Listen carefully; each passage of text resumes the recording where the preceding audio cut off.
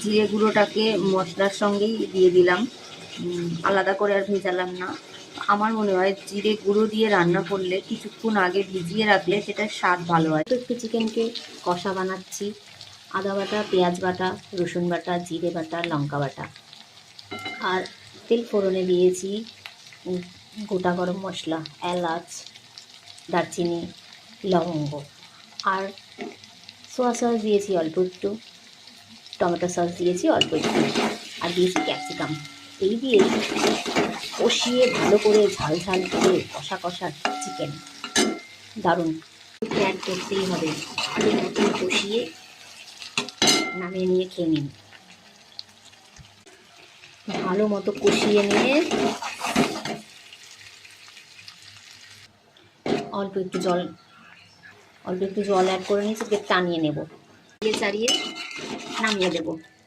কেমন হলো? দারুণ না? ট্রাই করবেন, জানাবেন কেমন হয়েছে। নামিয়ে নিলাম।